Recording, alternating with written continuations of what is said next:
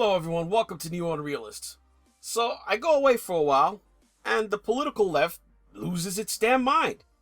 I found this hashtag WalkAway story fascinating though, and I'm going to explain why.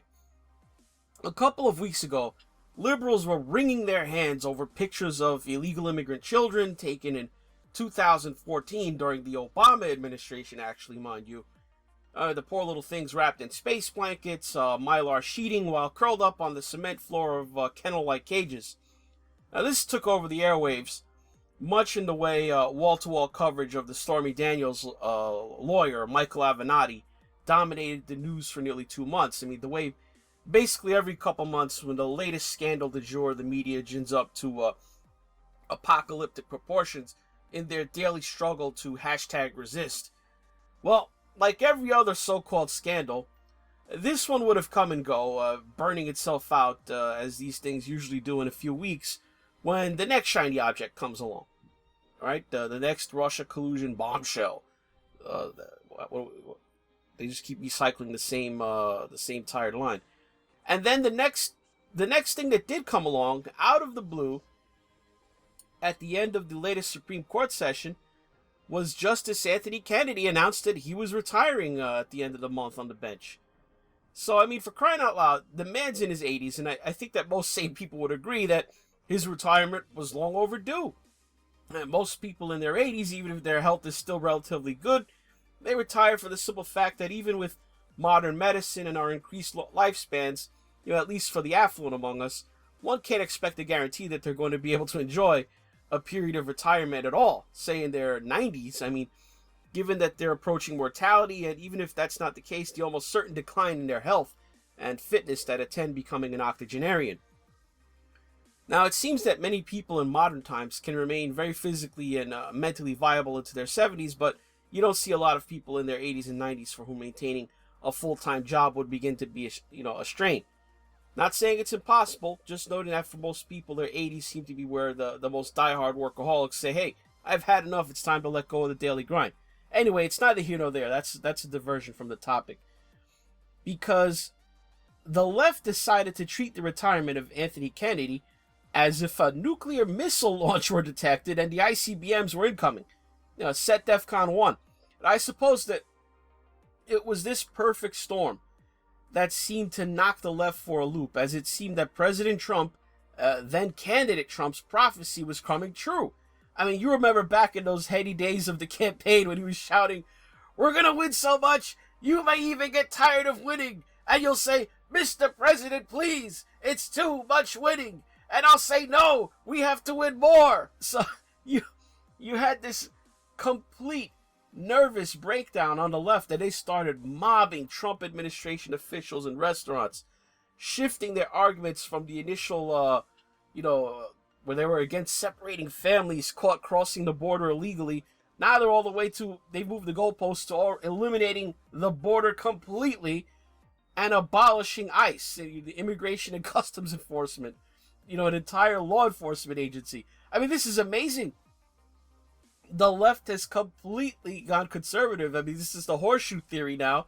They finally found a government agency they'd like to eliminate. I mean, that's a first. They went and elected a card-carrying socialist here in New York City. A socialist? I mean, this woman, I've got to admit, I really like her. I mean, unlike most of the Democrat Party politicians, she doesn't lie about being a socialist. She admits it. She says she wants to impeach Trump. She doesn't want a border. She wants to abolish ICE. On and on and on with the socialist positions. Go, go, go. Between Alexandria Ocasio-Cortez and out-and-out socialist and crazy anti-Maxine Waters, these people in 2018 are now the face of the Democrat Party. I never thought I'd see the day when Nancy Pelosi looks like a moderate figure in comparison to other prominent Democrats.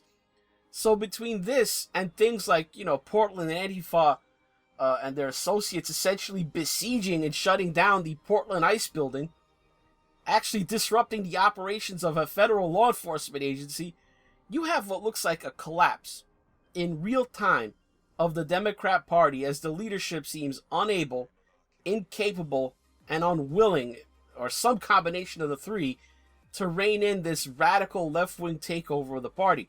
I mean, the 80% of the country that is sane can only look on with horror as a part of the population begins to embrace the Venezuela option, apparently.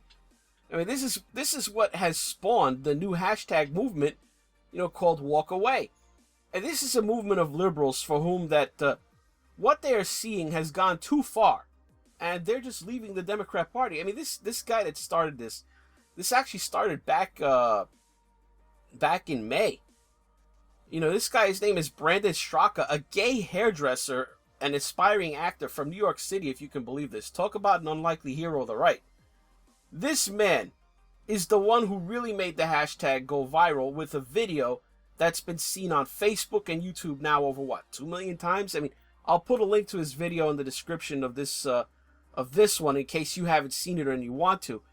Basically, he says if you are, and forgive his residual politically correct language, if you're a person of color, LGBT, a woman, an immigrant, that all the Democrat Party tells you boils down to, hey, you're a victim. And that through this lie, the Democrat Party seeks to control people in those groups and thus secure their votes. So he cites this as the catalyst for him walking away from the Democrats as they lurch to the far left. And the thing is, this video goes far beyond that. It's a complete indictment of the entire litany of social justice warrior dogmas that have infected the Democrat Party mainstream leadership when this kind of insanity used to be restricted to a narrow fringe. I mean, I'm going to be honest with you here. I don't think that there are millions of people who are aware of this video, and are Democrats going, gee, I think I will leave the party. I suspect that many, if not most of those 2 million views, are either people on the right or people who had already left the Democrat Party to vote for Trump in the last election. But I do think that there's, say, tens of thousands of voters who saw the video who are doing that. My guess, and I say again guess, is that there is a kernel of truth at the core of this. So what people are not getting a read on, though, is the number of people who never saw or heard of this video who are getting sick of the Democrats and the left all on their own. I mean, much as the media seems to be pushing this Alexandria Ocasio-Cortez win here in New York City, this, to me, seems to be a mistake by the Democrat Party if they don't stop this. Because outside of the coastal enclaves, where this woman won her where this woman won her primary, the word socialist is a dirty word. And in many electoral districts, the label of socialist, that alone would spell political suicide for any candidate to be associated with them. This business of crowds of people harassing Trump administration officials in restaurants and public places, I mean, that Sarah Sanders story was horrible. The only people that stuff pleases and impresses are people who are already rabid Trump haters.